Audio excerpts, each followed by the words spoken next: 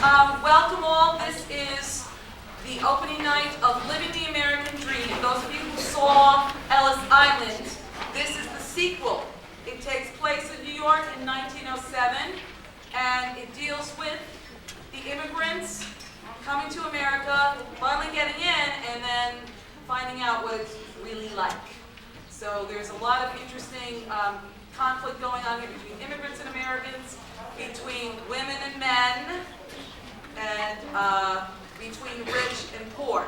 So the cast has been working hard, and we've had snow days and all kinds of things going on, but they're raring to go. We're very excited because at Crystal Theater, when a student who's a senior in high school has been with us for a long time, we do a thing called a senior project. And basically what I do is I discuss with them what they want to do. Last year, Robin DeJesus did a one-man show, and before that, Samantha Coolidge did a one-woman show. So that's how we started the tradition. And I asked Amanda Winters, who has been with us in second grade, what she would like to do, and she said she wanted to do this show and do the part of Kate. So I said, okay. So that is what we're going to see tonight. We're very excited, and we're really proud of all her accomplishments. She's first in her class at Norwalk High School, and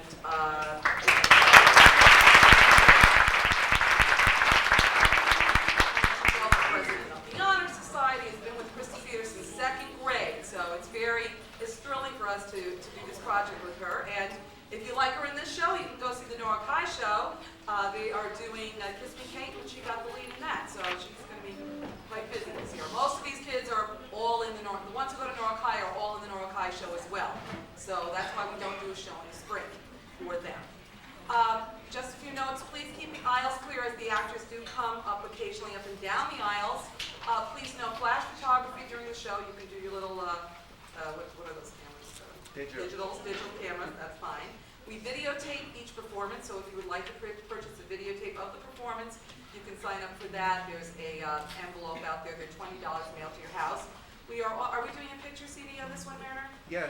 Okay, we have various people. What happens is our photographers are in the show, so it's like, oh yeah, no problem. So, but we have substitutes. Rob Piacenza is taking some, and even Jack, who's in the show, is jumping around every once in a while and getting a few pictures. So we do picture CDs where you get like 100 pictures, and those are $12. If you buy the combined deal of the videotape and the CD, you get both for $30. We still have sign-ups for one show. Robin Hood starts next Thursday, and that is a musical by Rowayton Knight, Tobin Miller. Fabulous show, and that is middle school through high school. So if you have yet to sign up for a show, we've started all the others. There's still the opportunity to sign up for Robin Hood. Anything? Have I missed anything? Oh, please turn off cell phones and beepers. With kind of ping pong, we try to take you back in time to 1907. So I must remind myself to turn mine off also over here. We hope you enjoy the show.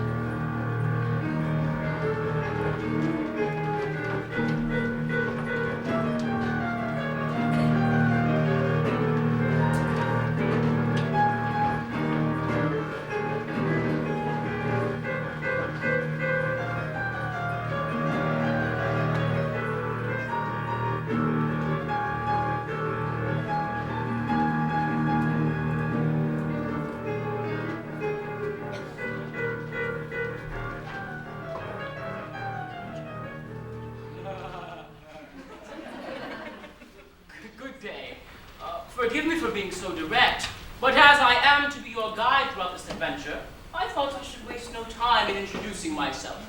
My name is Emmett Farnsworth, and my profession is...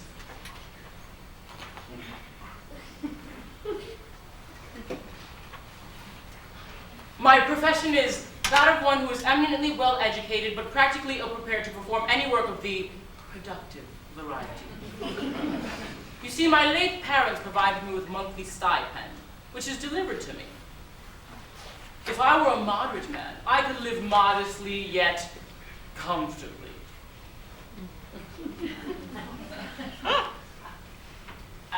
As I am not a moderate man, I prefer to flaunt my allowance by living in a manner which best suits me until I am virtually penniless, whereupon I am forced to content myself by dwelling in the meanest of circumstances and consorting with the lowest form of humanity, only until my next payment is due.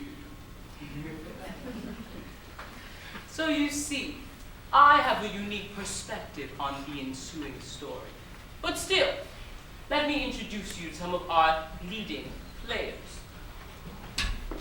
Here we have the local pawnbroker, Doc Bailey. I couldn't say if he's ever nursed anyone back into health, but he certainly knows how to operate. And this very intense young woman is Elizabeth Gurley Flynn, unionist and feminist organizer par excellence. A bit too loud and aggressive for my taste, but there are some men who like that in a woman. And this gentleman to my right, if he may be called a gentleman, is a prominent fixture in New York's lowlife, Mr. Doyle Callahan.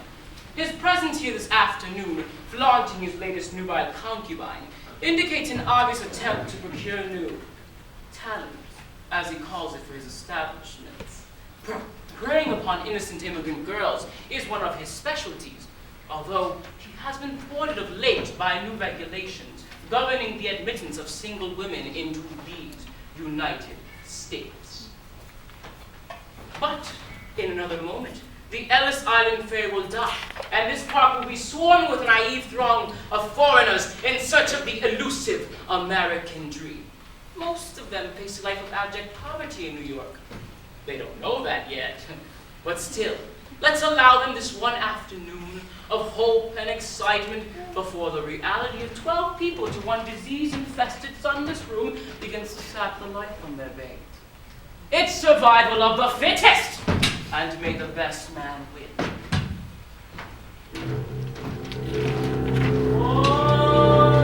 Hold on to your hats, people.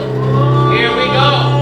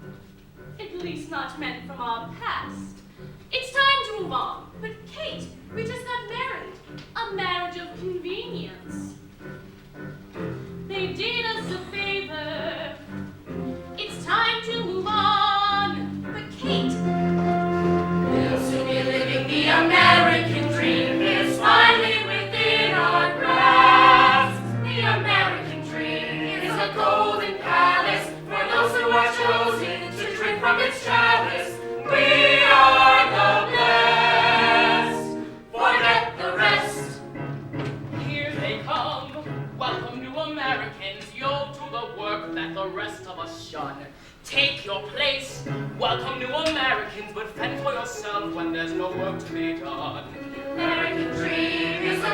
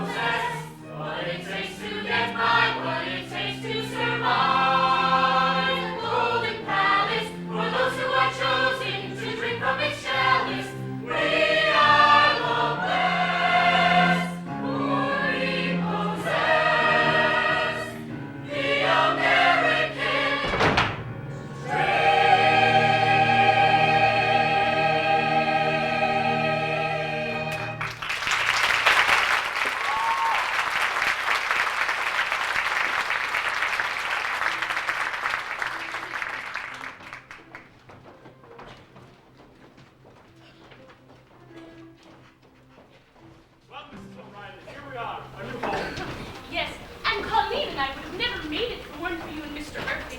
Thank you so much for helping us out back there on Ellis Island. We'll be eternally grateful to you both. Mr. Murphy, you needn't be so formal with your new brother-in-law. Besides, But we shan't be holding you up any longer. We'll be on our way now. But Kate, the wedding? Colleen, I'm ashamed of you. Surely we're not going to hold these two men to it. What kind of girls would that make us? Tricking two handsome bachelors into marrying us. No, no, gentlemen. You're free to go off and make your own fortune, and we'll do the same. Goodbye and good luck to you. Come on, Colleen. Colleen! Daniel, wait! Daniel, stop. Don't be showing yourself to be a bigger fool than they've made us already. Think of it as a shipboard romance and be done with it. America's opened their doors to us. It's time we forgot about the past and thought about our future. Hello, boys. Fresh off the boat, are you? That's right. I suppose you'll be looking for some work. My boss could use some help unloading down the docks, if you're interested. When can we start? First thing in the morning. Here's the address. Be there at 6 a.m. sharp. Ask for Joe. Tell him Darby sent you. Darby, you wouldn't know of any rooms for rent. Sure. Grab your gear and follow me. I'll take you to meet me landlady. Daniel, my boy, can you believe it? We've come to the right place. We've already got a job and a place to stay. Timothy, I don't feel right leaving the girls here by themselves. They can take care of themselves, I'll bet. That Kate may be a beauty, but she pulled a fast one on me. Besides, we don't need any women tying us down right now.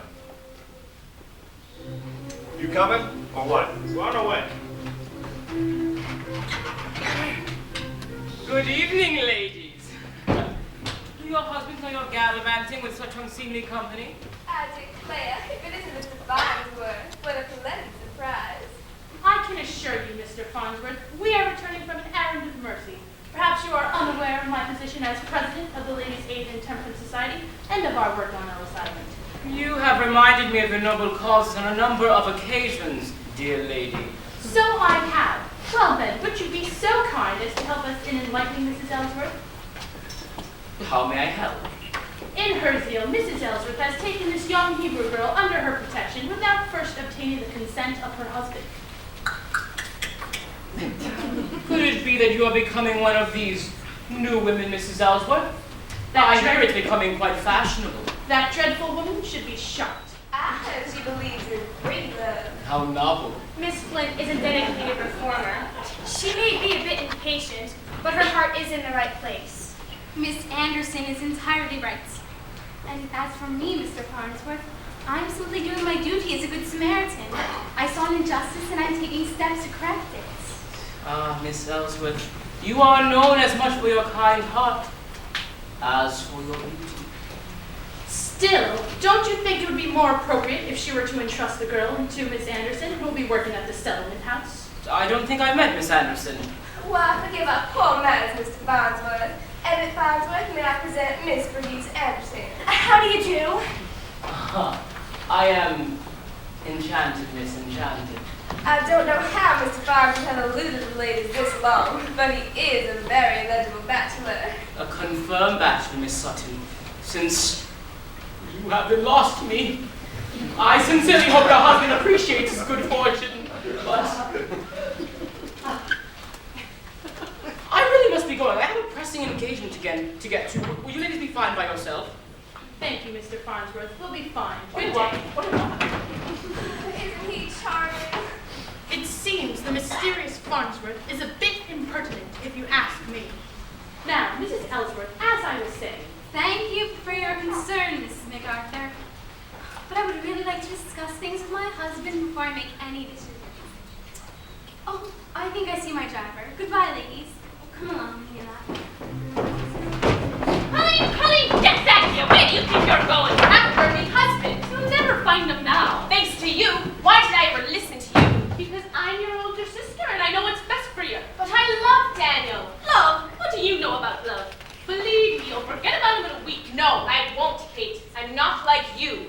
And what's that supposed to mean? Figure it out for yourself. Excuse me? I noticed you getting off the Ellis Island ferry, and I thought perhaps you're new to this country? Oh, yes. As a matter of fact, we recently arrived from Europe.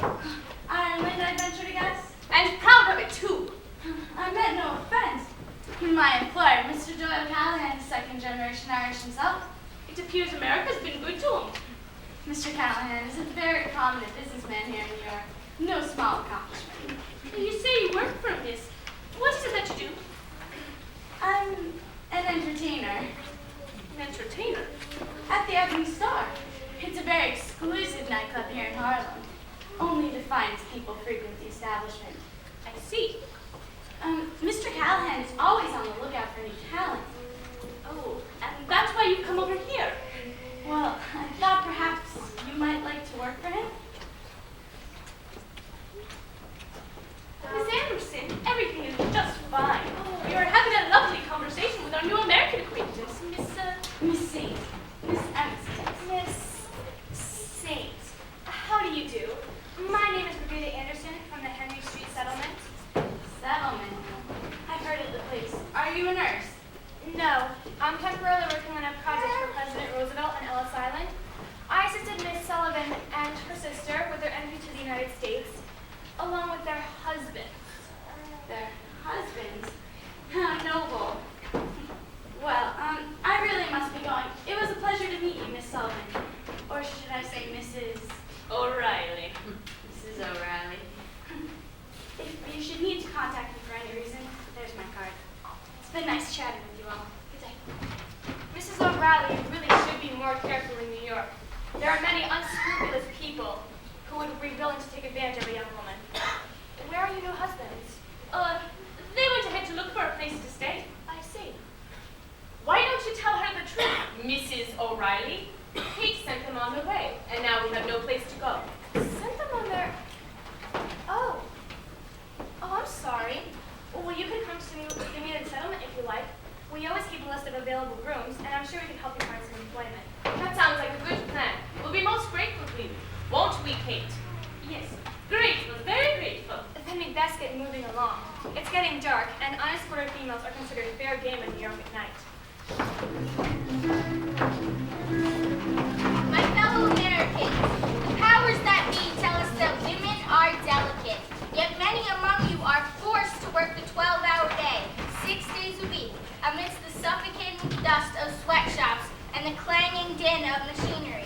Machinery created to serve humanity has only served to enslave humanity. Welcome to the 20th century. Welcome to our perfect world.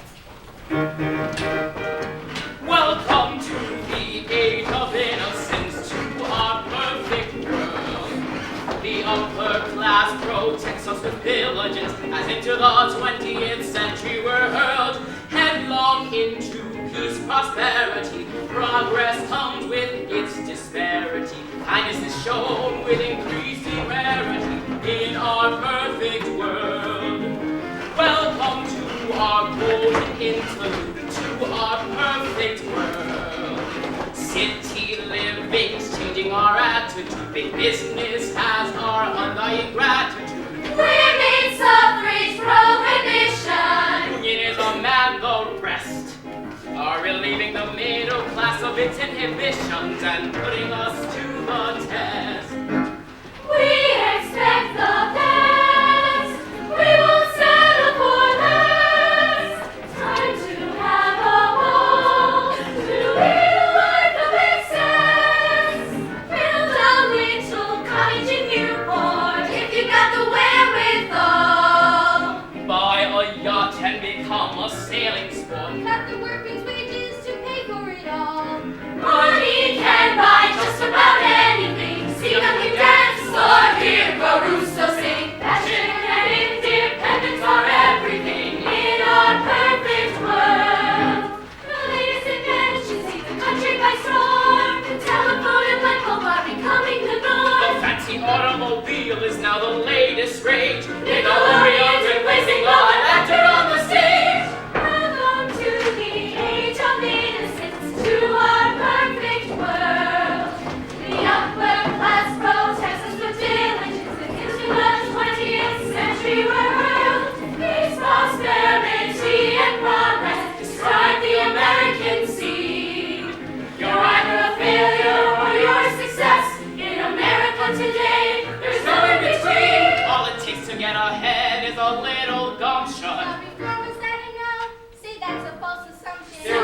worship at the altar of conspicuous consumption in a perfect world.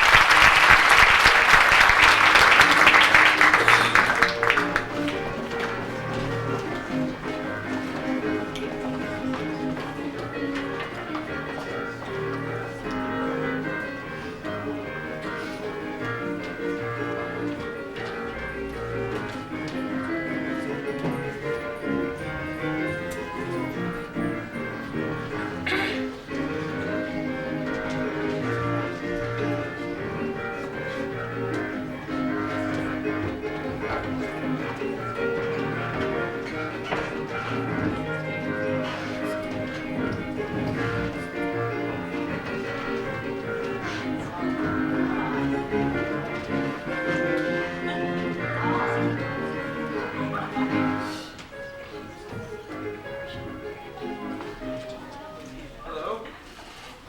Yes, this is he. What, Teddy Roosevelt? And the man has the audacity to call himself a Republican. All right, I'll be calm. This sort of dissension amongst ourselves is fruitless. If we are to fight... Oh, excuse me, dear. I didn't know you were on the phone. No, stay. I'll be right with you. Very well, Harrington. We'll speak tomorrow at the bank. Thornton, Ah, my little angel of mercy, back from another day of saving the world, I see. Oh, yes, dear, and I... It's so late. I was beginning to worry. No decent woman should be out all alone at night. Oh, I know, dear, How but I... much for dinner? I'm famished. I had Mrs. Slade prepare roast beef, but before Roast beef, my favorite. Thornton! Why, whatever is the matter, my dear? Please forgive me, Thornton, but I must speak to you first. Please sit down. As you wish, Mrs. Barrington. Are you sure you don't want me to tell a doctor? I don't need a doctor. I do need you to do me a favor. What is it, dearest Mary? You know I would do anything for you. Do you remember the young ballerina I told you about? Vaguely. Well, Mr. Gorky from the ballet, he came out to see our audition, and he's accepted her into his company. Well done, my dear. Congratulations on your success. And there's just one problem. Who could that be? It's dinner time. Mr. Ellsworth, forgive me for barging in uninvited, but I just had to let you know that this wasn't my idea. Your wife has become so headstrong that she's become so foolish. Mrs. MacArthur, please. Whatever are you talking about? You mean she hasn't told you yet? But I saw the girl in the hall, and oh dear me, this is very awkward. Yes, Mrs. MacArthur, it is. Would someone please dissolve this mystery for me? Mrs. Ellsworth, begging your pardon, but if this is the new maid you promised me, I can't use her. I need someone who can speak English. No, Mrs. Slade, this is not the new maid. She's my guest. Would you please set another place at the dinner table for her? Thornton, this is the young lady I was telling you about, Miss Ludmila Antonovich. Hello, Miss Antonovich. That's right, she doesn't speak any English. We'll discuss this after dinner, Mary. At the moment, I am not prepared to... Dash it all! My house has become your regular train station. I really must be on my way. Oh, good evening, Mrs. MacArthur. Everyone, Miss Brigida Anderson is here to see Mrs. Ellsworth. Please excuse me, Mrs. Ellsworth. He insists that I come in. I only wanted to leave a message for you. The more the merrier, as they say. Please, Thornton, go into dinner. If you're sure I won't be missed. I'll be right with you. I'll be on my way as well. I'll see you to the door, Mr. MacArthur. I say I'm interrupting your dinner. May I call you tomorrow? Please tell me your errand first. Mary, aren't you going to introduce us? Oh, of course. Miss Anderson, may I present my brother, Mr. Thomas Stanley. How do you do? Now, Miss Anderson, what is your mission this evening? I came to see if you were still in need of a maid. Well, then you're hired. Thomas! Not for me. For one of the Sullivan girls. Miss Colleen is looking for employment. Bring her on tomorrow and I'll introduce her to Mrs. Slate. Oh, thank you, thank you. I'll be on my way then. And we've all seen Miss Anderson to the door. Why don't you go join Thorpe before he becomes apoplectic? I really think I should. Good night, Miss Anderson. Good night. Camila. And thank you again. Miss Anderson, this is rather late. May I ask you? Well, I was going to take the Oh, trolley. but I insist. Have you lived in New York long? I've only been here for a week. I work for President Roosevelt, and I'm working on a project on Ellis Island. That's fascinating. So, you're a working girl? I take it you don't approve of women who work, Mr. Stanley? On the contrary, I'm all for it. I find work to be such a bore, and I'm just thrilled when there's someone to do it for me. Don't work, Mr. Stanley? Oh, God, no. I play. The cello. I play for the Metropolitan Opera Orchestra. You're a musician? I love the opera. And you must come hear me play. Thornton and Mary have a box at the opera. I could arrange for you to attend any time you're free. That would be wonderful. And perhaps you'll allow me to show you some of the more interesting spots in Europe. A friend of mine plays at a club in Harlem. That sounds very daring, Mr. Stanley. I'm sure it would be most exciting, but it is getting late. Well, then let me at least call a cab and I'll see you home. Well, if you're certain I will not take you away from anything. I'm completely at your disposal.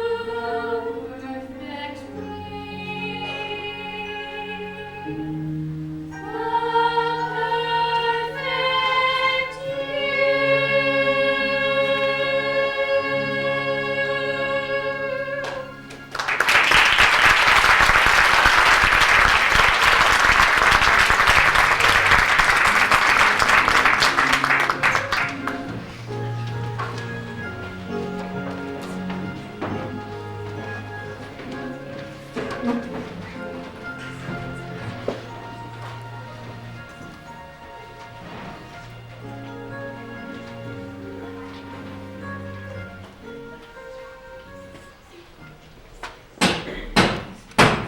back tomorrow. We're closed. It's me, Randall. Come on, let me in. Beat it, Randall. Come back tomorrow. If you don't let me in, I'll shout all night. All right.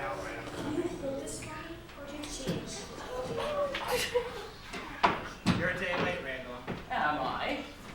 It's a pleasure to see you again, Doc. Yeah. What you got for me? The usual, although this walking stick is new. I hate to part with it. It will be here when you get back. Nobody around here could afford anything like this anyhow. Except maybe for Callahan. You know Callahan? I'm aware of the man. But tell me, Doc, why do you give me money for my belongings if you can't sell them? 'Cause it gives the place class. People see your stuff in the window, they think everything in here is worth more. You know? Quite right. So, how do you do it? Do what? Buy 'em back. Where do you get the money? I'm a gambler. Sometimes I'm in the money, sometimes I'm not. Seems like you're always in the money the first of the month. How's that? You'll have to ask my astrologer.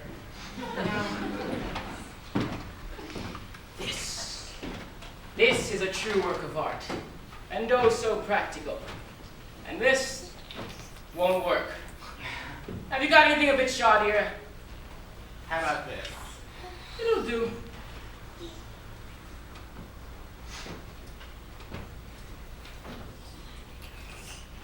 I will see you in a few weeks.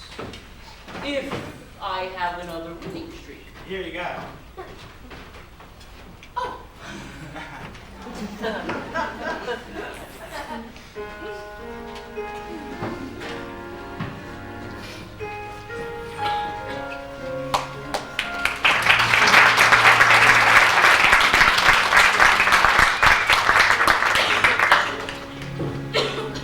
Shut up with that cough. Sorry. Maybe it was Sorry. I must have caught a cold. rough for a month and it's getting on my nerves. Stop. I promise. I wanted that girl for my star. Why do you have to go and screw it up? I told you she's married. She didn't look married to me. The woman at the settlement said that she was. Getting married on Ellis Island doesn't mean nothing. I saw the way she was looking at me. Gave her my card. I told her to come by any time. Yeah, well, I'm sick of you. And I think it's time you and me call it quits. What are you saying, Doyle? You know I love you. You know I'd do anything for you. I don't want nothing from you. Doyle, where will I go? What will I do? You stick it with the stars like the other girls. Make some money on the side. I'm not like the other girls. You're all the same. Ask Dinah for room. Tell her I said so. And if that girl Kate comes back, send her to me right away. Did you hear me? Send her to me right away, or you'll be sorry.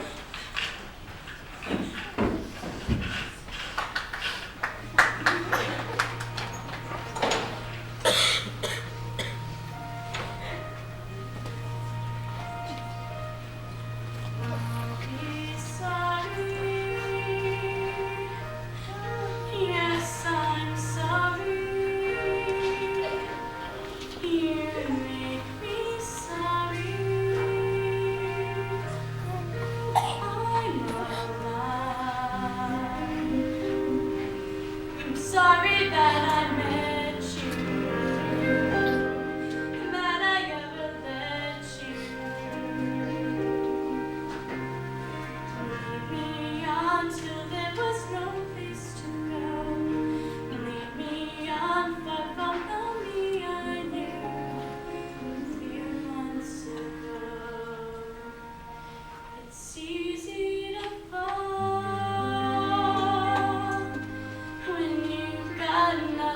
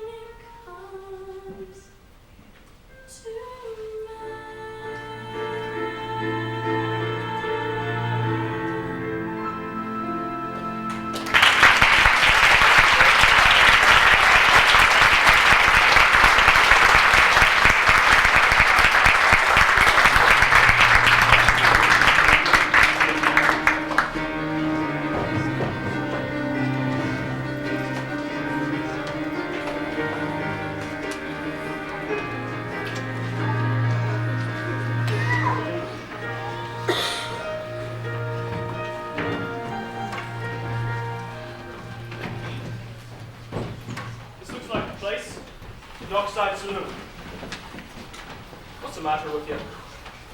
Nothing. And try to look a little more cheery. We're going for a new job here. They ain't hiring me for my looks. You're still pining over the girls, aren't you? I told you to forget about them.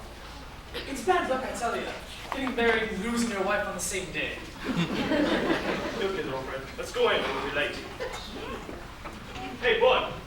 You tell me where Joe is. Name's Timothy O'Reilly. This is my friend, Daniel Murphy. Darby sent us. Well, Darby ain't here. Hold on. Darby is here. Callahan told me to get 2 new guys, and these are them. Callahan told you? Why? I don't ask why, I just do what he says. All right, I don't stand for slowness. Get the job done, or you can get out. Couple of useless for you. What'd you call me?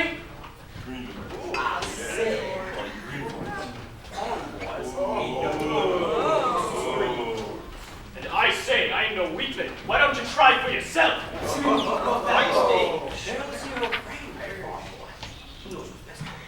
He was just trying to save your neck. It's your neck. Kill the Baker! Come on, Baker, get up! Get up, give it to him. Come on, Baker, get him. Get that green one. Come on, send that dick back on the boat that he came. That's right. Come on.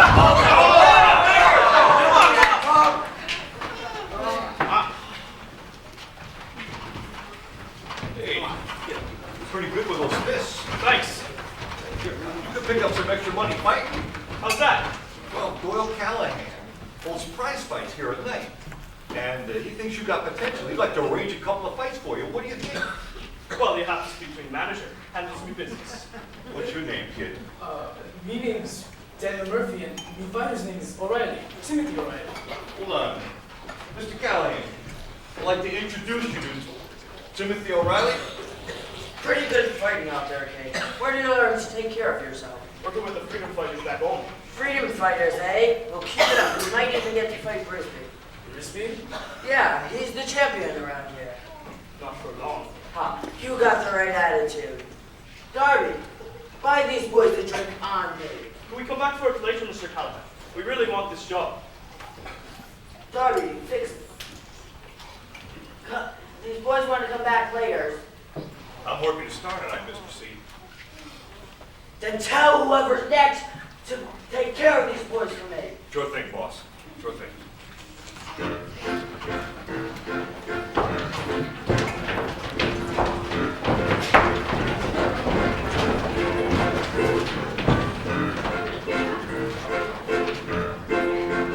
You may think it's a matter of course that all humans are prone to use force, but the evidence shows what everyone knows.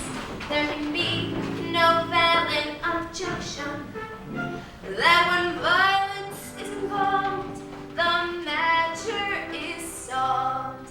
It's a masculine predilection. It's a manly pursuit. Put a gun in your head, then you shoot. Land one on the chin, to the other guy in. It's a manly pursuit. Sent my husband one night out for butter. Next they found him in the gutter. As I rushed to his side, he swallowed his pride, and these were the words he did utter. I met old McGee by the street light, and there we engaged in a big fight. He called me a mate, so I gave him a kick, and he knocked me clear into the night. It's a manly pursuit to give your opponent the boot. Just knock out his eye and be a swell guy. It's a manly pursuit. When intellect a man is lacking, he vents his frustration by whacking any person in sight, demonstrating his might by sending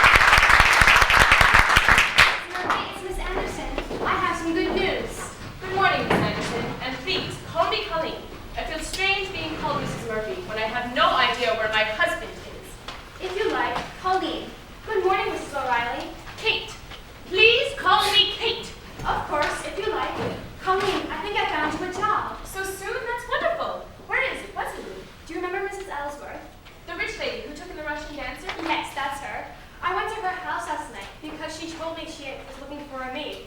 She said to come over in the morning at 10 to meet her housekeeper, Mrs. Slate. So about the job? As long as Mrs. Slate likes you, and I can't imagine why she wouldn't. Did you hear that, Kate? I got myself a job. That's wonderful, Colleen.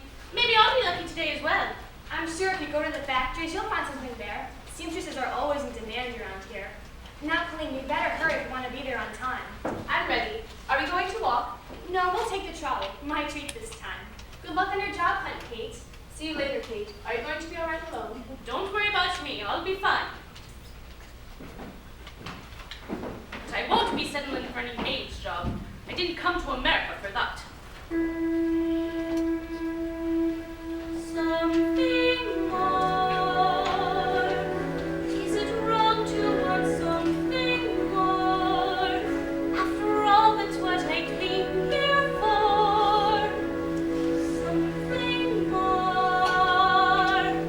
More than the nothing I had before. I may live to regret things I've let go, and yet I can't settle for less till I'm sure there's not something more. Back home we were treated like scum, underpaid, underthumb. We worked till we were numb, better times didn't come. But here there's a chance I might rise, take a stab at the prize, see my dreams realized before losing ties. Something more. That's what I came here for. And if I fall on my face, I'll stand up to disgrace. I can't stay in my place anymore. I want something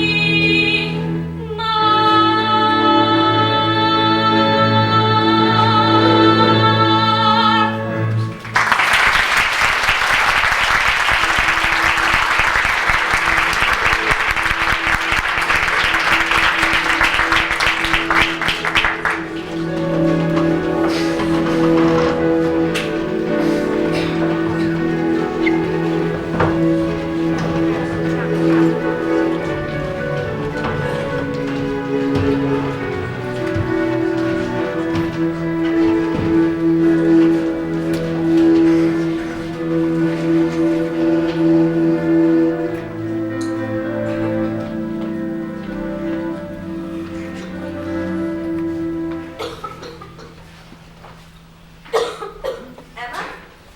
Emma, is that you? Who's there? It's me, Susie. What happened to you? Doyle threw me out. That rat, poor thing. Susie, what am I going to do? What's going on? Callahan threw Emma out. I wanted to warn you about him, honey, but he would have killed me. So, you need a room? Yeah. He told me to see you. Callahan breaks their hearts and leaves me in pieces. Don't worry, honey. I'll fix you up. Morning, girls, or should I say afternoon? Very funny, Patty. Might have a pot of coffee, will you? Sure, anything for you, Dinah. Cut that out. Can I help it? It was so good looking. Well, try and control yourself. You need to lie down. Come with me upstairs.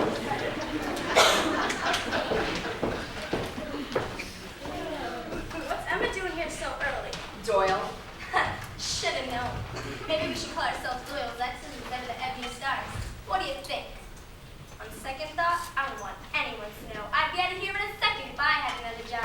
Let me know when you're leaving. Every plenty girl's proud to be an Ebony Hey, Star. don't get huffy. I got nothing against the group. It's Doyle that I can't stand. Well, don't say it too loudly. The boss have ears, you know. What makes you think I'm listening? What makes you think I'm talking to you?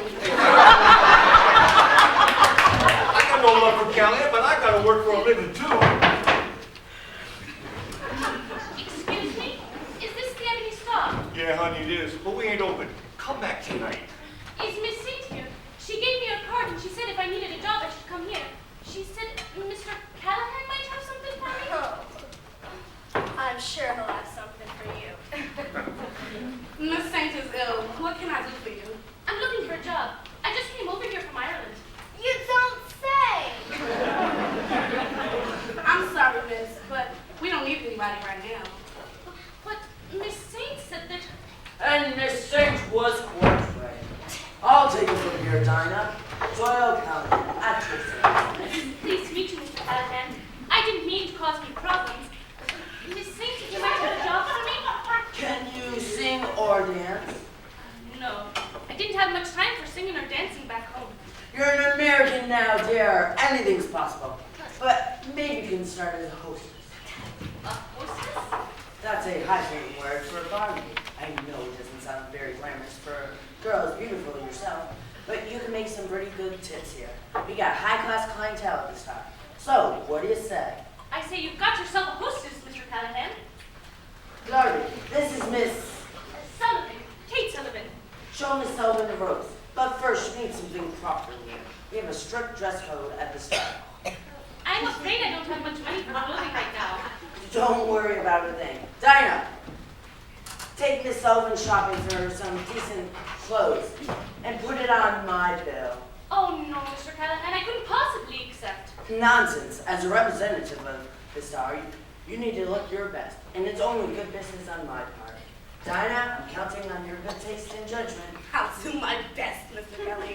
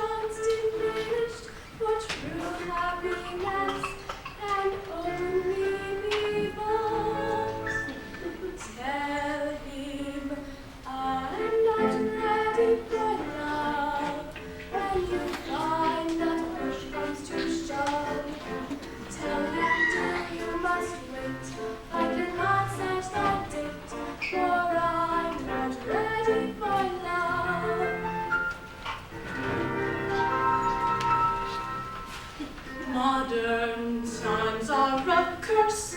Things just couldn't be worse.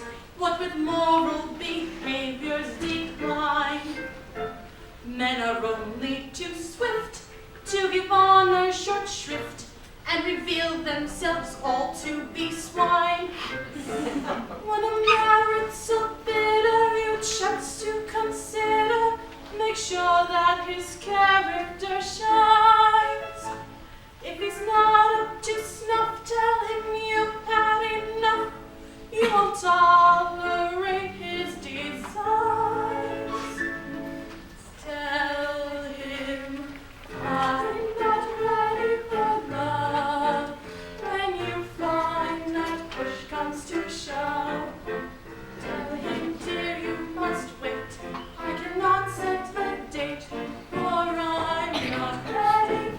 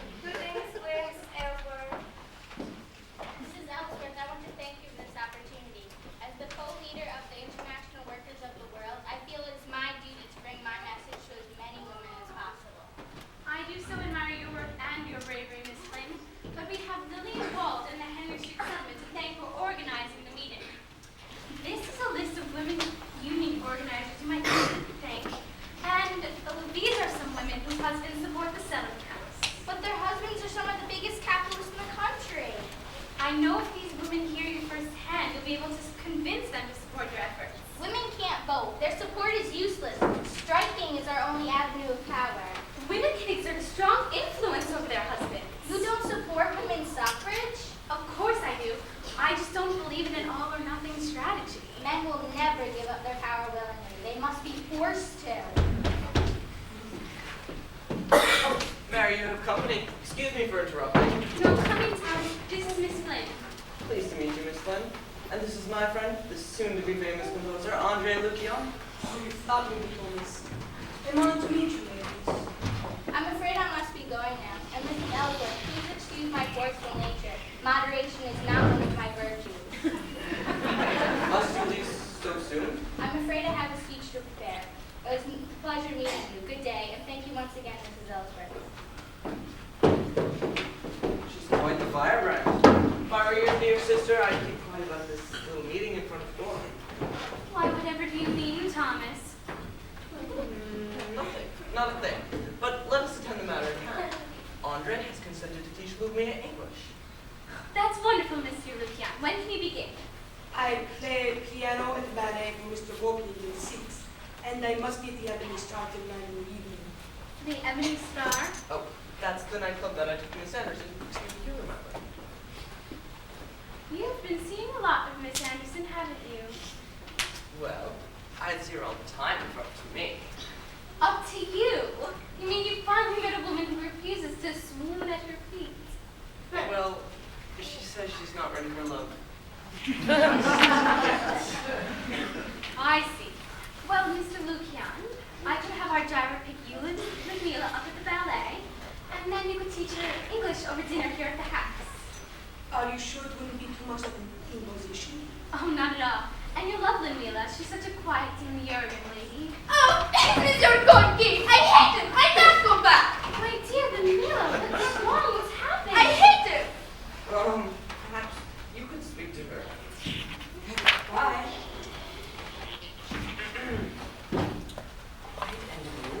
She's obviously very upset about something. Well, this will prove a fine test for your Mr. Lucian.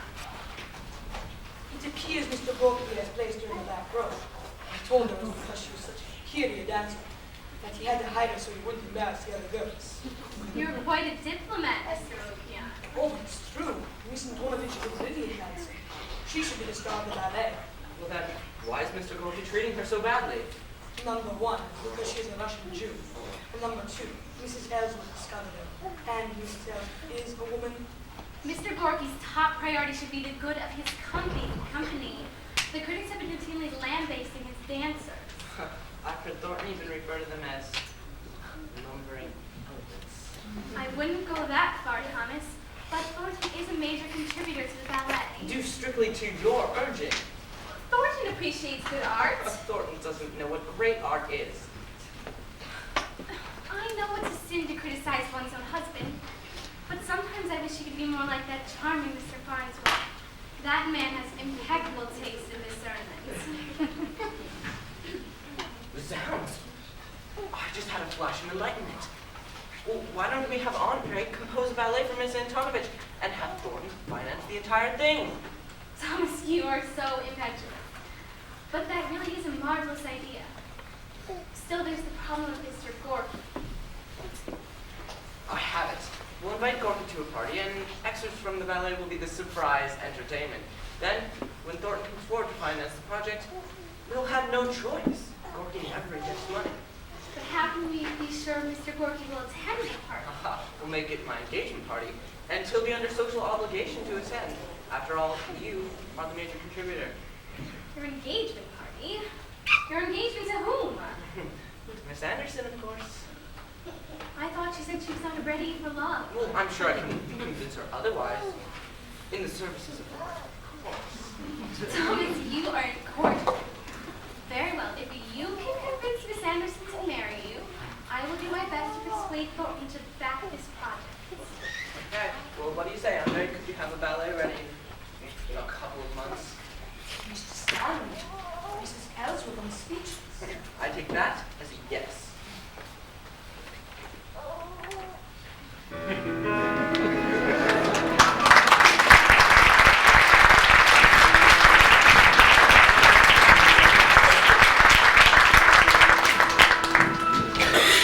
I'm seeking a new definition, something that defies tradition, a spectacular allegory for life and its age-old story. Something that captures the essence of rapture, of passion's vitality. But all that exists here completely resists clear semblance to any reality.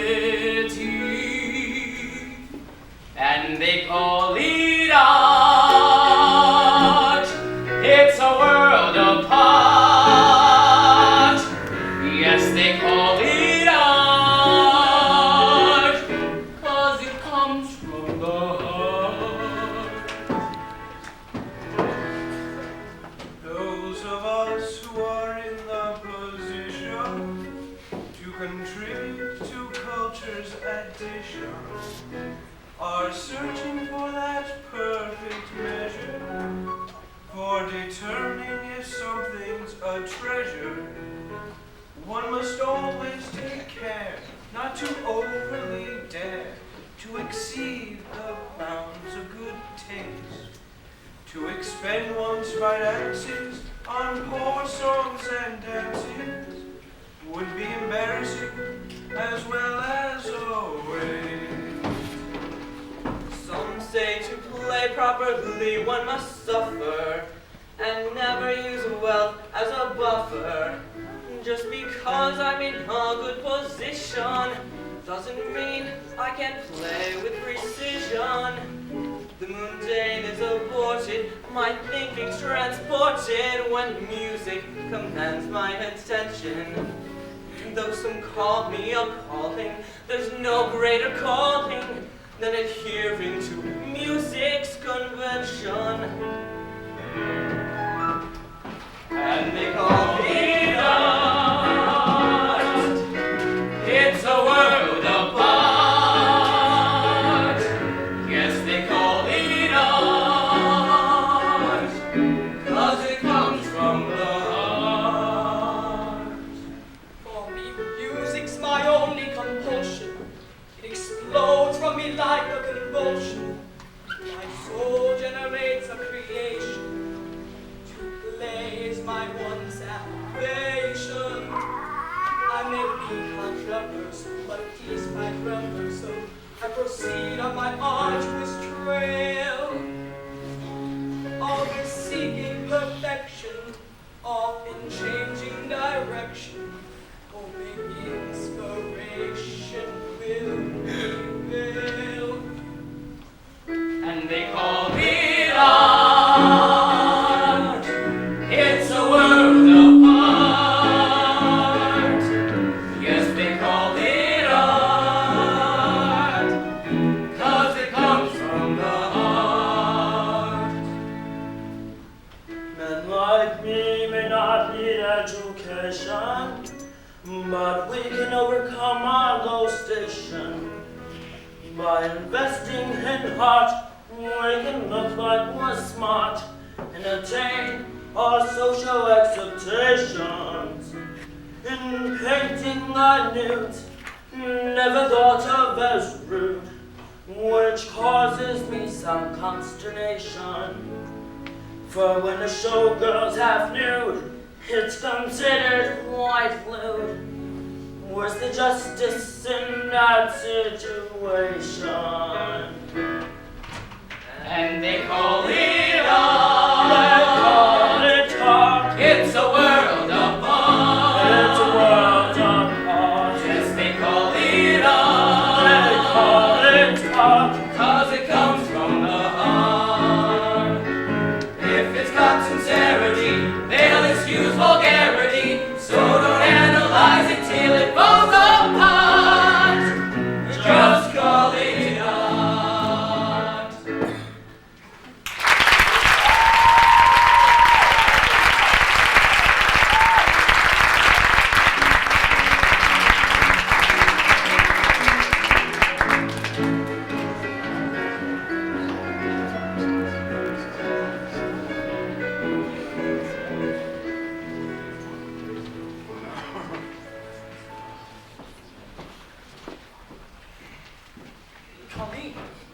Colleen, is that you?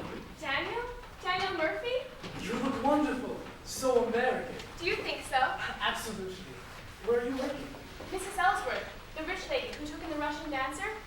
I got a job with her from Miss Anderson, the lady from Ellis Island. Oh, nice lady. What do you do there? I'm a maid. I'm to help out in the kitchen. Oh, and Kate, what's she doing? She got a job as a hostess at some high-class nightclub in Harlem. Hostess? Fancy word for a barmaid. But she's making good money. What about you and Timothy? Timothy and I are working the docks by day, but I'm Timothy's manager at night. Manager for what?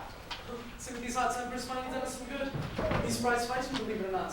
And it's my job this year to see he gets his share of winnings. Sounds like you're doing well for yourselves. Well, I better be moving along. I'm supposed to be shopping for eggs, and the housekeeping don't like it if the help is slow. Ain't that the truth? Everything in America's go, go, go. Well, I better be go in myself. It was good to see you, Daniel. Give my regards to Timothy. It was good seeing you too, Colin. Give my regards to Kate likewise.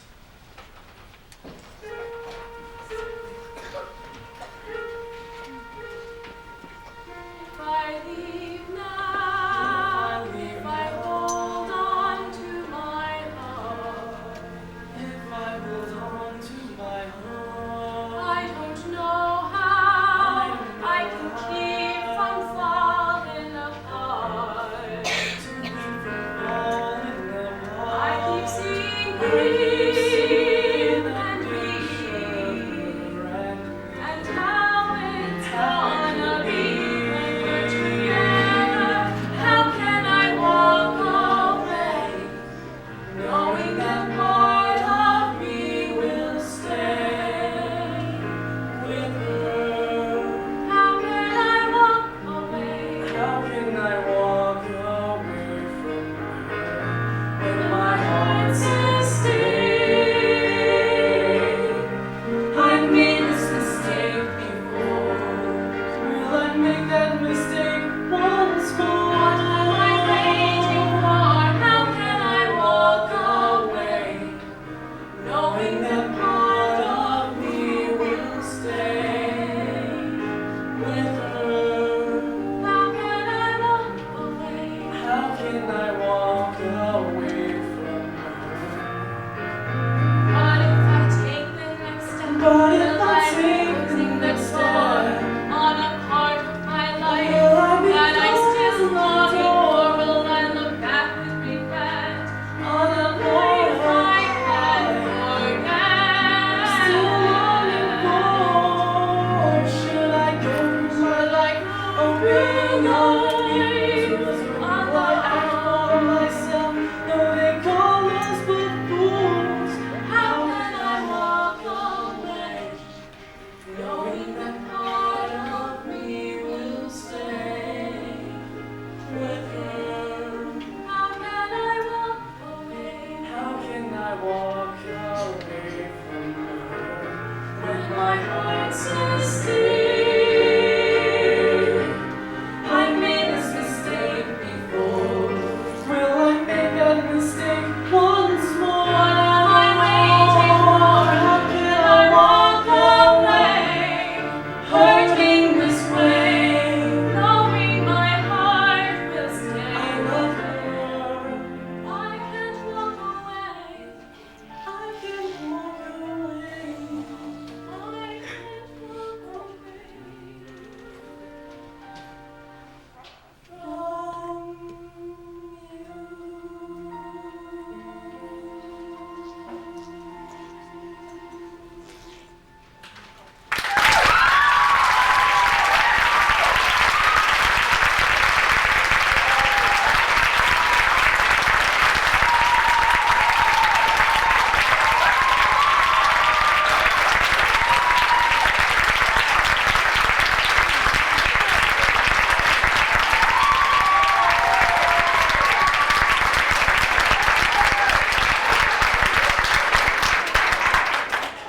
I'm not letting you go this.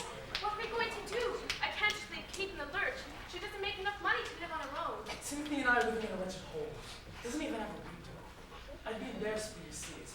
I've got to save up some money first to get us a decent place. A stake. I've been thinking about moving west, buying a farm. Do you really mean it? I miss the farm. It can be a hard life, but you don't have to take orders from no one. Exactly. I came to America to be my own man, but I find him still dancing with others too. Listen, Daniel, we've got to meet secretly. Only for a while, until we can save up enough money. That way, we won't have to bother with any interference from Kate. Awesome. You're right, Sally. You know the little cafe around the corner from here? The Italian one? Yes, that's it. When can you meet me there? Tomorrow at 7:30. Okay, 7:30. And remember, I know, it's a secret. till tomorrow.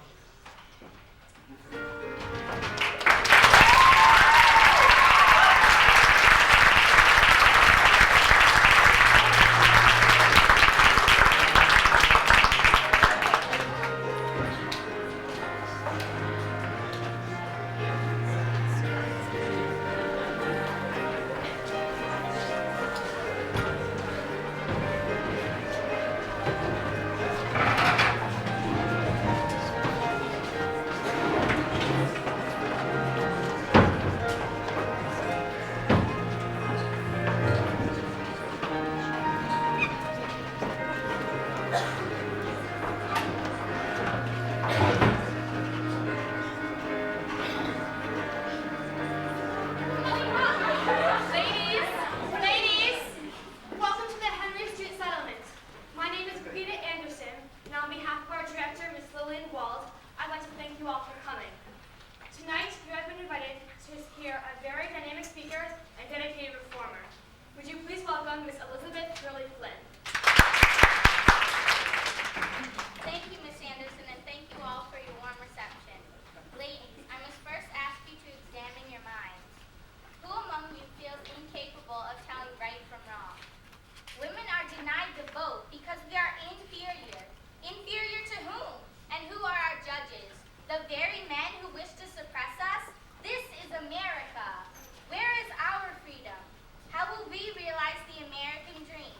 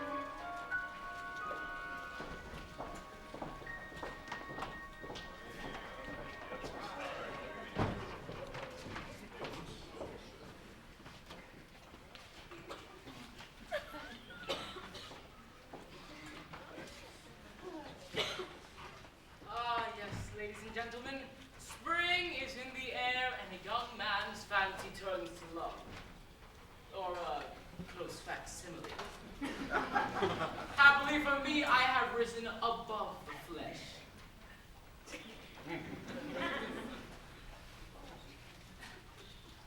Oh, this is medicinal. What I'm referring to is my unique ability to elude the predatory female, although in my present attire I seldom have need to. Amazingly enough, the very women who find me so eligible when I'm in the money would be completely repulsed by me in my current condition. Am I not as good a man with my clothes off as I am with them on? That was merely a rhetorical question. Some men are not as lucky as me. I just picked this up from my post office box today. It's an invitation to the engagement party of Miss Brigitte Anderson and Mr. Thomas Stanley. The poor fellow. Not that she isn't a pretty thing and all, especially for a reformer. Still, I wouldn't want to be in his shoes when she decides to reform him. But I think I will attend, and as my check arrives this morning as well, I shall pay Doc Bailey a visit and retrieve my formal wear. But not before the big fight. Doc Bailey's running the betting anyhow. I love these fights. Not for the violence, mind you. It's the symbolism that moves me. It's the onlookers which amuse. To them it's a matter of life and death, personal pride. The fools will even waste a full week's salary on the outcome. Today's theme is first-generation immigrant versus second-generation immigrant. The second generation usually views itself as superior to the greenhorns. This is bound to be a real grudge match. All right, folks, settle down now. Before we start today's fisticuffs, Mr. Callahan has set up some entertainment for us all. Please give a big, warm cheer to the loveliest ladies in town, the Ebony Stars!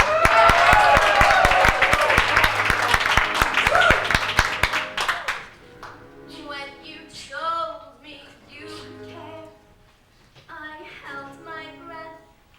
I didn't dare to believe a boy like you could really and honestly ever be true. Still, I took a chance on love. Now you're all that I think of.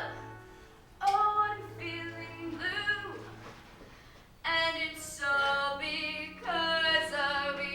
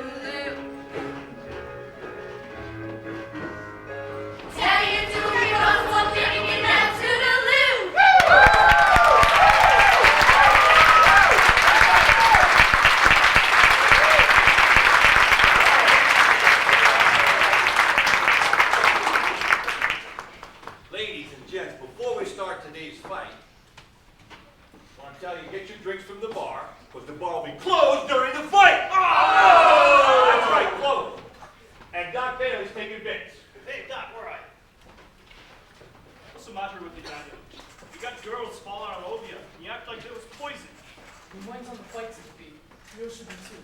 What are you worried about? I'm the one who stepped in the fight. That's why I'm worried. Shouldn't be drinking before a fight. One drink won't kill me. You just get mad. I got a lot of money right in this fight. So if you lose it now, you win it back the next one. There may not be a next one. What do you mean? I don't intend on getting myself killed. Maybe I have other plans.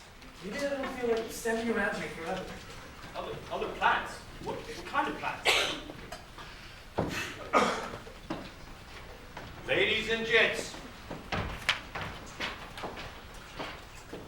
in this corner, the undefeated in all of his fights to date, Timothy O'Reilly! And in this corner, the undefeated champion, Jake Brisbane!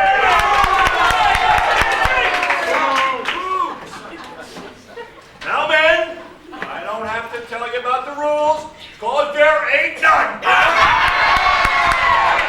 Second, you gotta keep it in this room. No guns or knives. And no help from your friends. Now shake hands, and the last man standing wins. Got it, Jake. Come on, Jake. Say a prayer, O'Reilly. They're gonna have to carry you out again. Don't count on it, Brisbane. Face it, Irish. You're out Whoa! last. Yeah, That remains to be seen. Holding back then. Not on my account.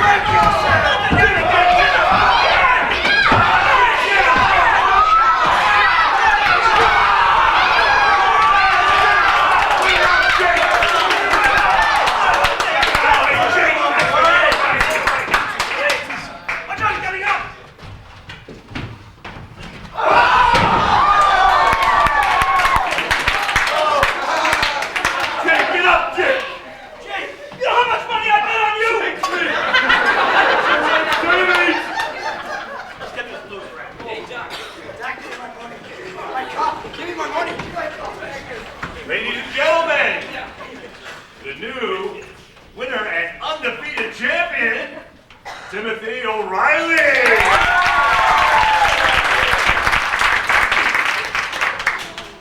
Where's the prize? Well, Callahan said to come back around 4 in the morning. He's got some fancy party to go to tonight, and you'll get your boys' money then. Better. Better or what? Or nothing. Yeah, that's what I thought. What's going on? We gotta come back at 4 in the morning to get the money. Why so late? Callahan's got some fancy uptown party to go to. He'll pay us after. Good enough. I gotta be going, Cindy. Will I see you later?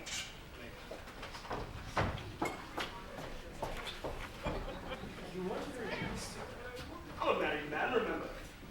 You seem to be over this. Well, maybe I am. Maybe I'm not. Hey, Doc! I need to get my clothes back. Where do you get the money? I didn't take your bet. Doc, you should know better than to ask a man that. What doesn't ask a man where he gets his income from? Not in this part of town. You both know you're not from this part of town. Where I'm from is immaterial. Look, I have a very pressing engagement to get to this evening. Can you accommodate me or not? All right. All right.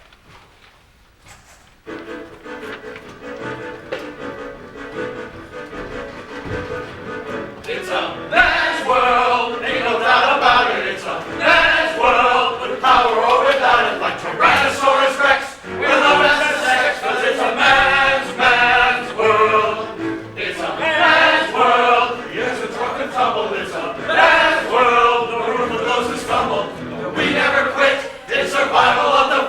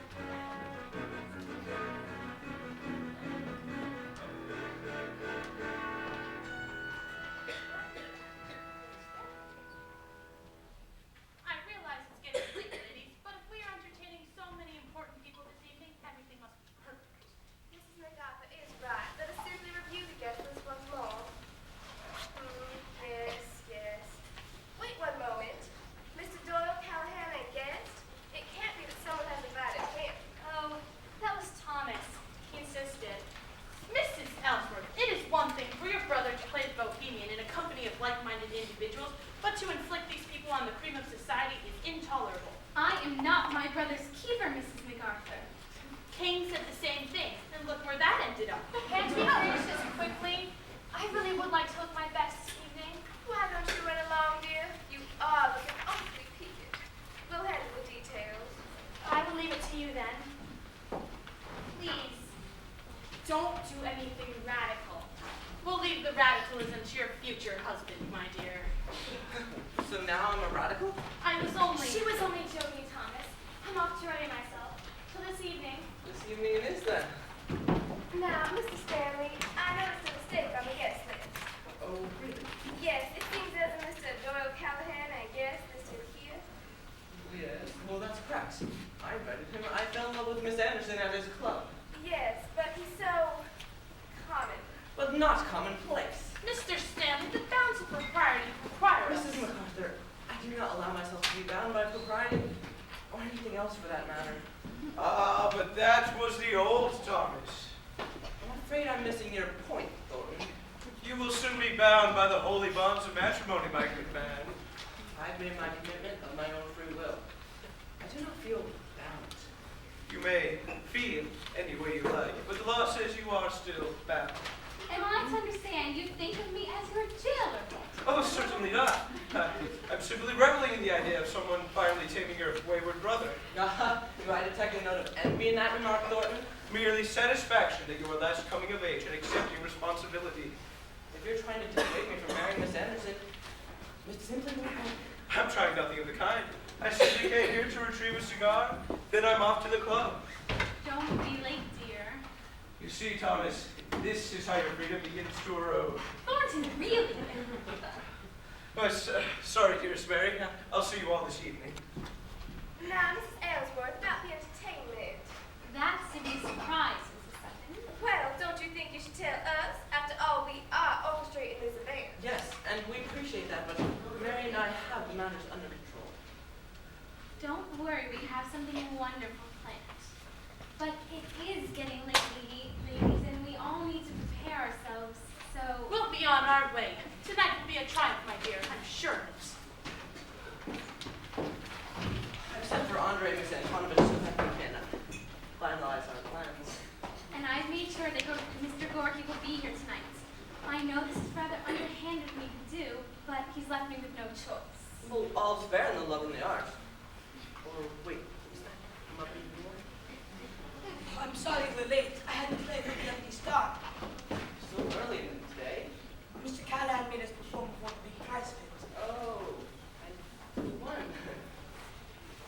Timothy O'Reilly, the Irish kid. How are you feeling? Nervous, but I'm ready. She dances like a dream. How can you tell? You're playing. I watch with one eye. Won't Mr. Gorky be angry when he discovers it's my music? He's always refused to listen to me. Well, I've invited the entire board of the men. If their response is what I think it will be, he'll have to capitulate. Besides, Thornton has agreed to back the project as an engagement gift to Thomas and Miss Anderson. You are so kind, Mrs. Ellsworth. I can never thank you enough. Introducing the world to such a talent as yours is thanks enough. Until tonight, then.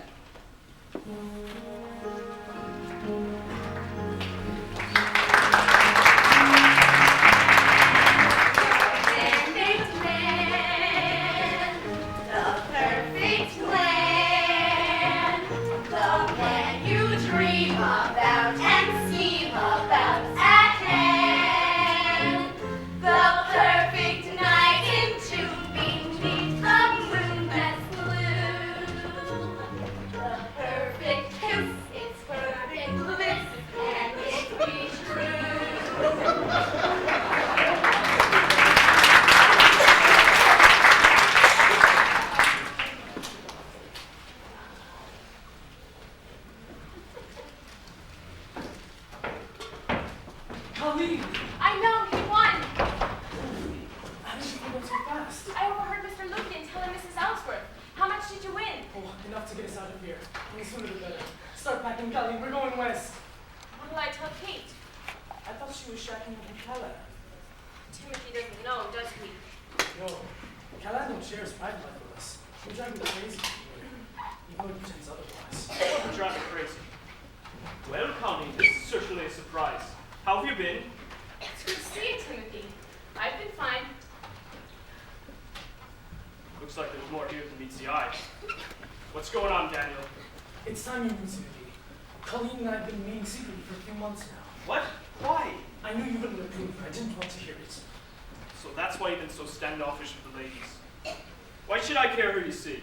There's more. You know I've been unhappy here. And I haven't. Look, I've been saving me share of the winnings. I've got enough to buy a farm out west outright. A farm? Why would you want a farm?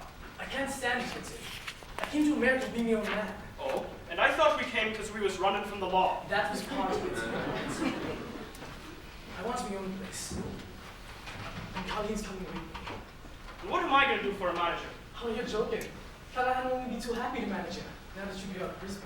Maybe I don't want Callahan as my manager. Maybe I'm getting tired of fighting. Then come with us. I know you've got money saved up. You're a good farmer back home. I don't know if I want to start over again. At least I'm somebody here. But how long can it last until you're washed up? You keep fighting. Someone's bound to beat you sooner or later. Quit while you're on top. Please think about it, Timothy. And if you like, I'll speak to Kate. Not on my account. I know she treated you badly, and I'm sorry.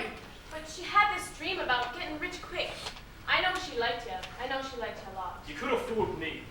So, what, is she down on her luck or something? No, she's working at the Ebony Star. Callahan's fancy place? Yes, but just as a barmaid.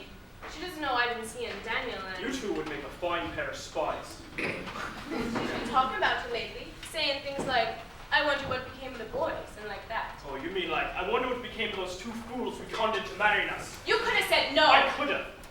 But maybe I'm a dreamer too. Maybe I let my dreams overrule my common sense. Well, I've come to my senses now. Besides, I got a life. What kind of life is that? Slaving all day on the docks without lifting your head, and then fighting and drinking all night till you pass out in some filthy room. Colleen's right, Timothy. Come with us. We had a taste of the big city. We'll leave it on top, with money in our pockets if we go now. Callahan ain't gonna be happy when he finds out. Callahan don't have to know. You'd be damn sure he's gonna follow us out west. All right, I'm with you.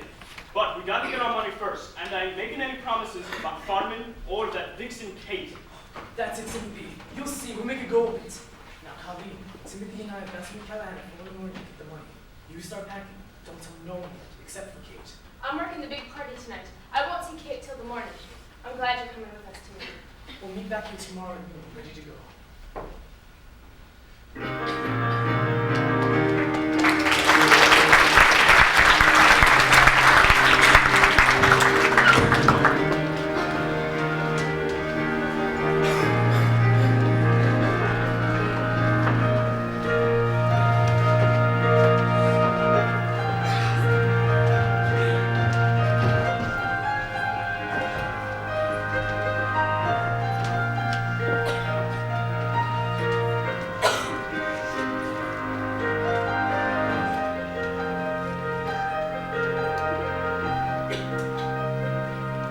Are you sure you haven't made a mistake? There's no question.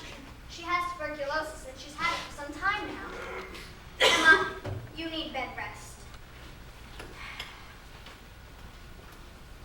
Here, take 4 drops every 3 hours. It'll help to calm your cough. Don't take too much. Too much will kill you. She might as well be dead. Dinah, you know as well as me that Callahan will kick out as soon as he finds her. You just won't tell him then. How can you hide it? She's too sick to deal. Doyle's gonna know that she's not on stage. I can't believe Doyle would be so cold-hearted. Maybe if I talk to him. You haven't seen the real Doyle yet. He can land a charm real thick when he wants something from you. But watch out when he's through with you. But he's been so kind to me. Kind? Come on. He's buying you just like he sells us. I can't be bought. Call it what you like, but you didn't have this when you came here. Lay off her, Mindy. No, it's time she knew the truth. Who was you with before me? Just think, it was Emma. Emma? I'm sorry. I didn't know. It's not your fault, Kate. Callahan changes girls every 6 months or so. Well, what can we do to help Emma? We gotta make sure Callahan doesn't find out. Doesn't find out what? About the surprise. No, I don't like surprises. Darby, what's going on here? I don't know, boss. I wasn't listening. I pay you to listen. What was that woman doing here? She's a visiting nurse. She's new in the neighborhood. So why was she visiting here? Because of her, isn't it? What's wrong with you? Nothing. Why weren't you dancing last night? I twisted my ankle. Looks fine to me. You had to cough for 6 months. What's wrong with you? Nothing. Tell me nicely. I'll shake at you. Stop it! Tell me. Stop Tell it! She me. has TB! Tuberculosis? Get her out of here. She'll infect us all. We can't throw her out. Where will she go? Well, that's her problem. China, pack her stuff and burn her mattress. Darby, throw that one slut out of here now. If she goes, I go. You shut up. The only place you're going tonight is to that party. You better not embarrass me now. Go get ready. I'm not going anywhere with you. You're coming to that party with me, and you're gonna look good. And you're gonna act like a lady. But you won't be going anywhere. Ever again. Do you understand me? Yes. Come on, honey, let's go. Where do you think you're going? I'm going to help Emma find a place. You got 2 hours before your next show. You better be back, or you won't have a job. I'll be back.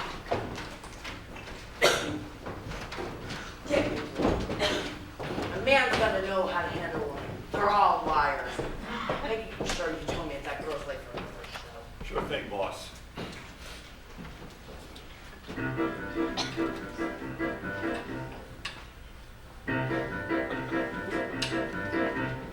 The difference between men and women is as clear as the nose on my face. God has devised the perfect system, but you gotta know how to keep them in their place. Man was given a body and a mind of steel, while a woman's physique was simply made to feel the softer emotions and to exhibit grace, but you gotta keep them in their place. The difference between women and men is that men ask for more, but a woman says when. So turn on the charm when you wanna make time, but exchange it for a new one when she's past her prime. The difference between men and women is as clear as the nose on my face.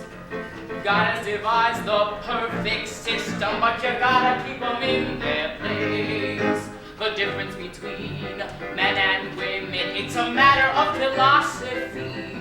A woman needs to cling to a tree like a vine. A man needs to be free and to have a good time. So don't be taken by a pretty face. You gotta keep them in their place. God showed his perfect plan when he went and made man. Woman was an afterthought. Happily, she can be taught to help us and serve us. Does she really deserve us? That's no mystery. It's as clear as day to me that the difference between men and women is that men are the best. So put the matter to rest. We put it to the test. It's no disgrace to like a pretty face, but you gotta keep them in their place.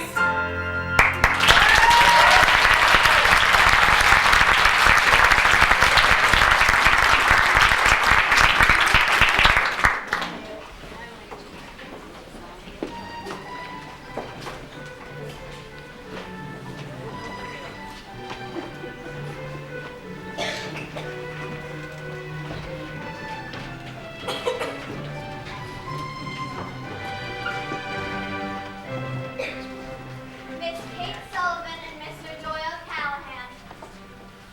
So I'm glad you could make it. Kate, nice to see you again. You remember my fiance, Miss Anderson? Of course, the best of luck with you, Miss Anderson. And good evening, Mr. and Mrs. Ellsworth. It is an honor to be invited into the home. You and Miss Sullivan are very welcome. How nice to see you again, Miss Sullivan. You look lovely. Thank you very much, Miss Anderson. I wish you every happiness in the world. Is there somewhere I might powder my nose? Yes, of course. Colleen. Yes, Mrs. Ellsworth. Would you please show Miss Sullivan to the powder room? Of course. This way, please. What are you doing here? Doyle invited me. So now it's Doyle, is it? I told you I was moving up. Then you won't mind that I'm moving out. What do you mean? I'm going out west with Daniel. He's buying a farm. Daniel? Have you been keeping secrets from me, Colleen? I guess we both have our secrets. Looks like you'll be well taken care of. But Colleen, you can't go. Kate, I'm not listening to you anymore. I got my own life to live. It's not that. I'm happy for you, really I am. It's Callahan. He's a terrible man and I'm afraid of him. What do you mean? He hit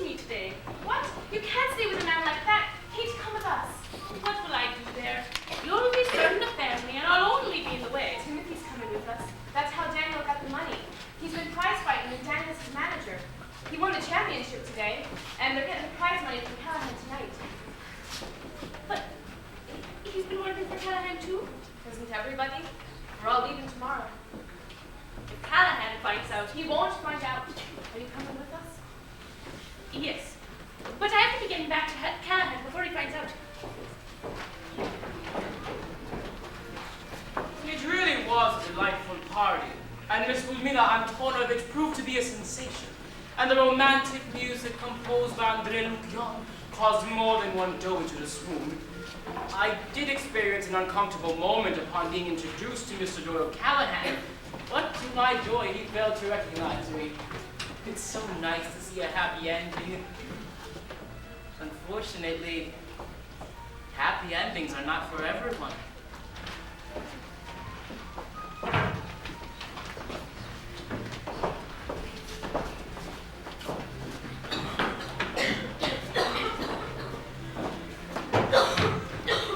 Please, Emma, let me take you to the hospital. No, Susie. Hospitals are dying. I don't want to die. No, they're not. They'll take care of you there. They'll give you medicine. But I already have medicine. 3 or 4 drops, no more. It'll kill you. That's what she said. If you take me to the hospital, they'll never let me leave. I'll end up dying there just like my mother did. But you can't stay here. It's cold out. No. It's nice out. No, it isn't. And if you're burning with fever, you've got to keep covered. I'm fine. I'll be fine, Susie. You better get back to work. I'll come back after the last show. Then we'll go to the settlement. Maybe down those place you can stay. Yes. Go to the settlement. I'll just wait here until you get back. I can't bear to leave you here alone. I'll be fine. I'll be fine. I love it outside. It makes me feel so free. Promise me you'll keep covered up. Anything. I'll do anything for you, Doyle. You know I love you. Emma, what are you saying? I'm not Doyle. It's me, Susie. Susie. Sorry. I'll just wait here on this bench until you get back. I'll come back in a couple hours. I'll bring some of the girls with me. We'll take care of you, Emma. Don't worry. Thank you. Thank you, Susie. You better get back. Doyle will be awfully angry. I'll come back in a couple hours. Please, keep covered. Bye. Bye, Susie.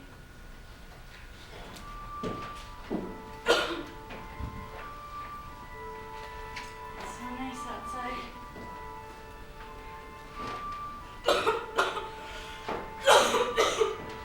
Yes. I need my medicine.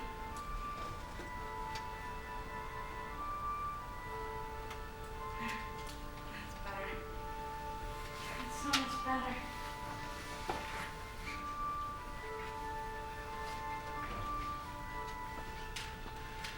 Mama,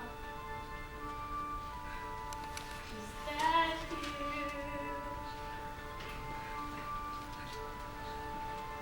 Mama, is that you?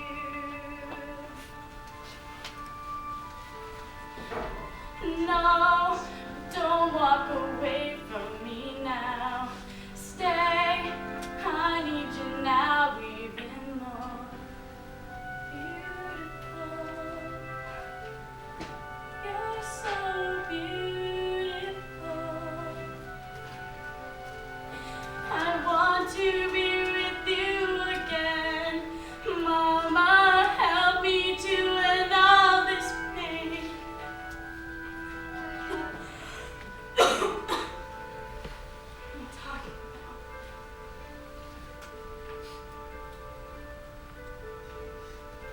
Mama, is that you? Tell your baby what to do. Mama, I need you now. Mama, please show me how to get away from the pain, to be with you again.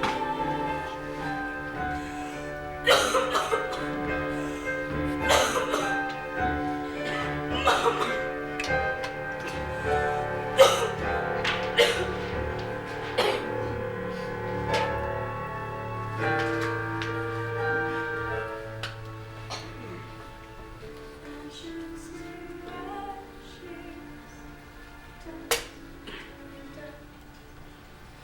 That's all.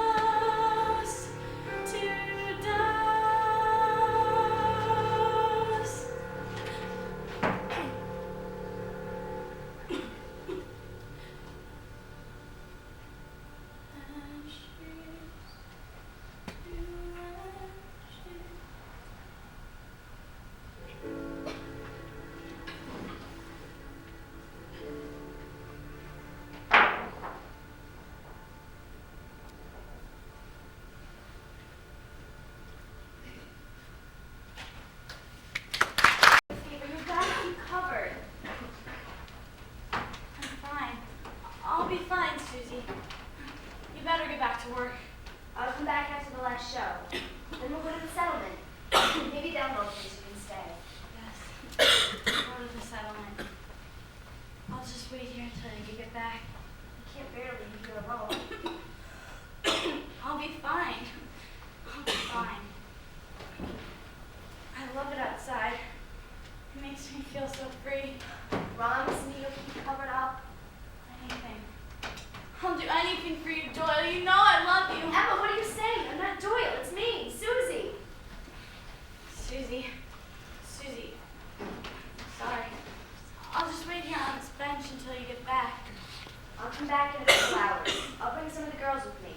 We'll take care of you, Emma. Don't worry. Thank you. Thank you, Susie.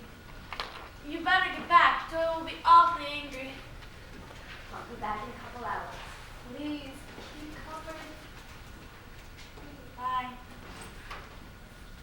Bye, Susie.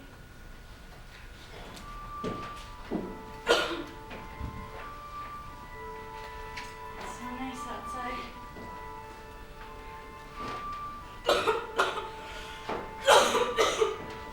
Yes.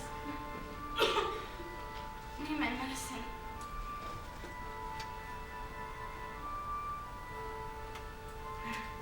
That's better.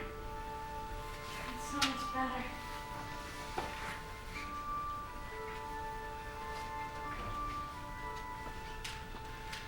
Mama, is that you? Mama, is that you?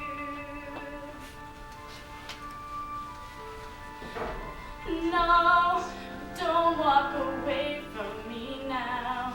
Stay, I need you now even more. Beautiful, you're so beautiful. I want to be with you again.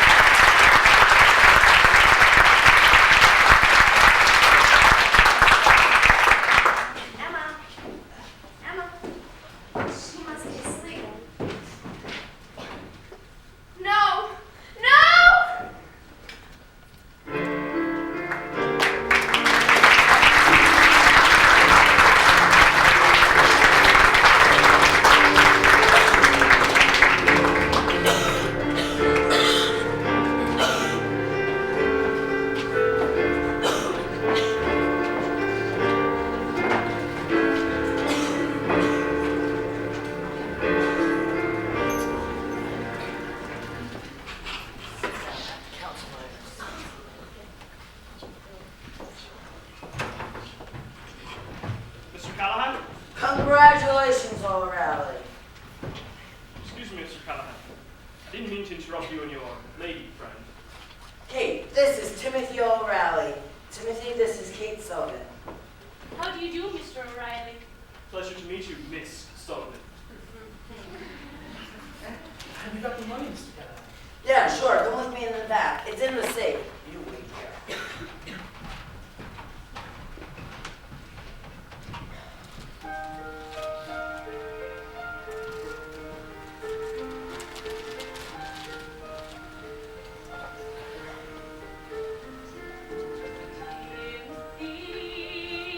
I can see how it's gonna be. I'll make you love me again.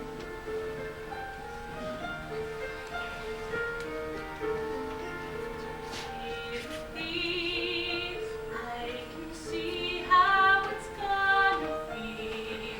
I'll make you love me, and then we'll make our life something more than what these people can use us for. We'll own our own lives again.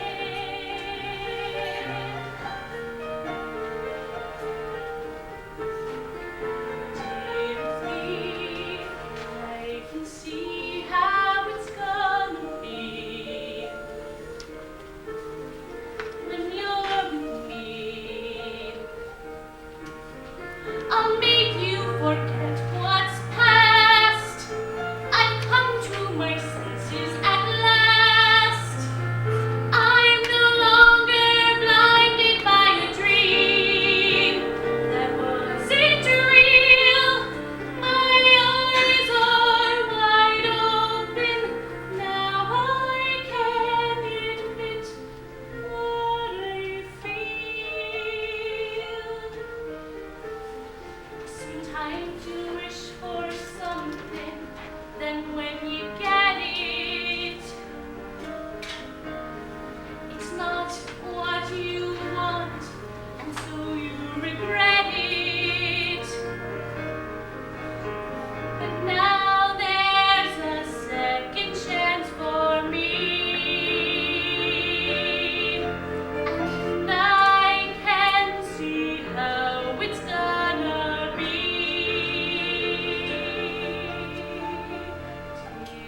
Timothy, I can see how it's gonna be.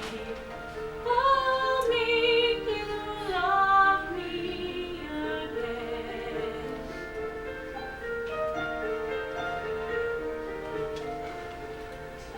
Timothy, I can see how it's gonna be. You and me, that's how it's gonna be.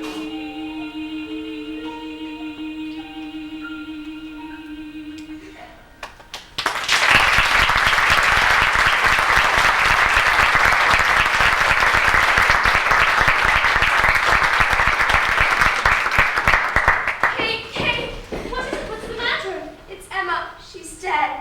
What do you mean? What happened? After Doyle threw her out, she went to the park. She drank all the medicine that the nurse gave her. It can't be. By the time I got there, it was too late. Oh, Susie. What is she doing here? She came to tell me something. Well, tell her and get out. Kate and me got plans for the evening. Emma's dead. I knew she was on her last leg.